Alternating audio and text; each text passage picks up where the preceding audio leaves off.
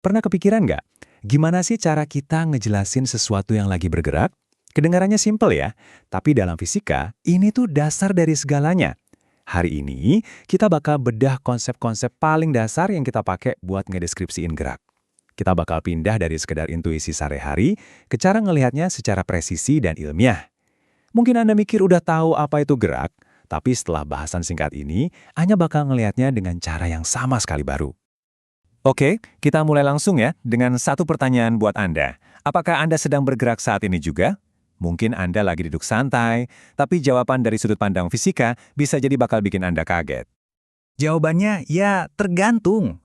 Gerak itu selalu diukur relatif terhadap sesuatu yang lain yang kita sebut titik acuan. Gini deh, bayangin pas Anda lagi di dalam mobil yang jalan. Pohon-pohon di luar seakan-akan bergerak ke belakang kan? Padahal pohonnya ya diam aja. Andalah yang bergerak relatif terhadap pohon. Jadi balik lagi ke pertanyaan tadi. Anda lagi bergerak atau enggak? Jawabannya bisa ya dan tidak di waktu yang bersamaan. Semuanya tergantung dari mana Anda ngelihatnya. Ini aturan nomor 1 dalam mendeskripsikan gerak. Oke, jadi kita udah sepakat ya, kalau gerak itu relatif. Sekarang, gimana cara kita ngukur perjalanannya? Kalau Anda jalan-jalan, gimana cara kita ngukur seberapa jauh Anda pergi? Ternyata ada dua cara yang sangat berbeda buat ngejawab itu.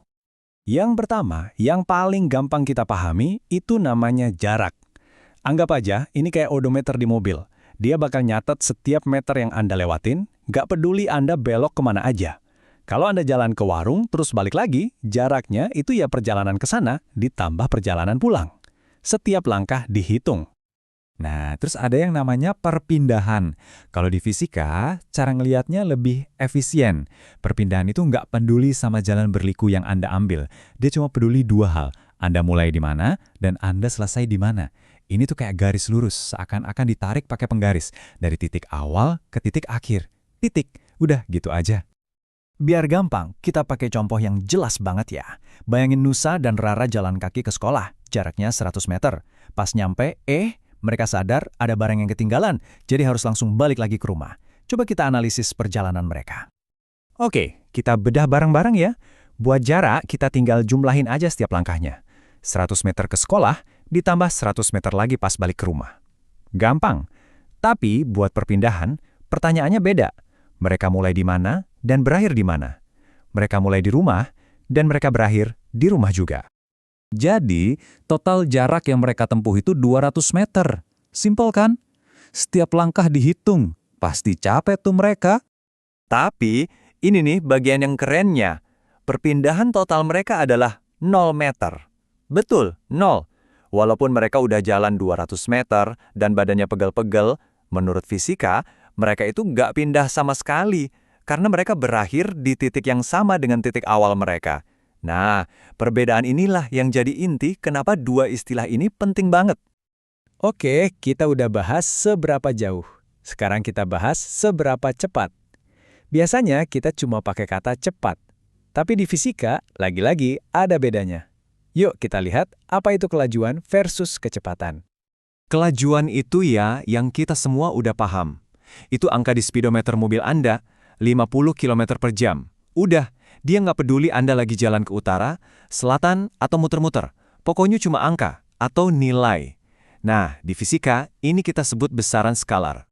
Kecepatan di sisi lain jauh lebih presisi. Kecepatan itu nanya, oke, lajunya 50 km per jam, tapi kemana? Nah, tambahan arah inilah yang mengubahnya jadi besaran vektor. Jadi dia punya nilai dan arah.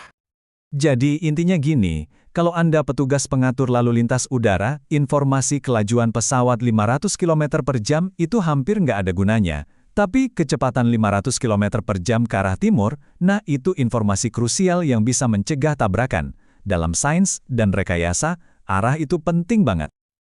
Oke, kita udah bisa deskripsiin posisi dan kecepatan. Tapi apa yang terjadi kalau kecepatannya itu sendiri berubah? Apa sebutannya pas kita injek gas atau rem di mobil? Nah, itu namanya percepatan. Percepatan itu adalah laju perubahan kecepatan.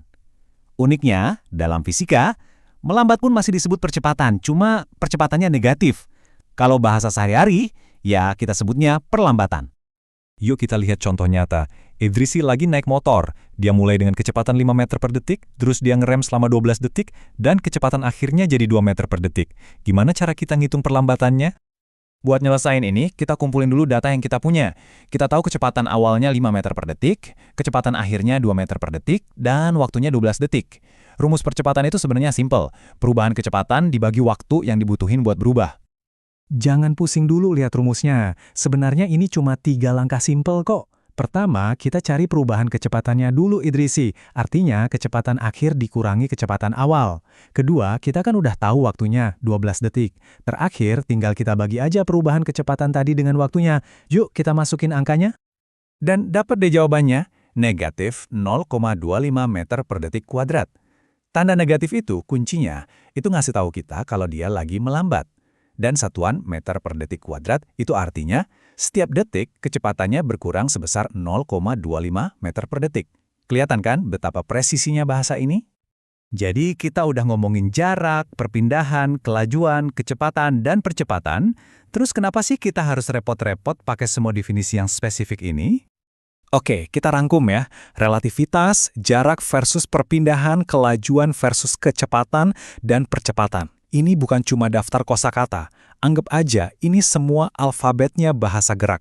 Kalau kita udah kuasai huruf-huruf ini, kita bisa nulis cerita apapun tentang gimana benda bergerak di alam semesta. Dan ini penting banget loh. Bahasa yang presisi ini tuh ada di mana-mana. Ini bahasa yang dipakai GPS di HP Anda buat ngitung kecepatan dan waktu tiba. Ini juga bahasa yang bikin para insinyur bisa ngerancang mobil yang aman dan para astronom bisa ngeluncurin robot ke Mars. Semuanya berawal dari definisi-definisi dasar ini. Jadi, kita udah ngebangun fondasi buat ngejelasin gerak. Tapi, ini justru memunculkan pertanyaan yang lebih besar lagi. Kita udah tahu gimana cara ngedeskripsiinnya.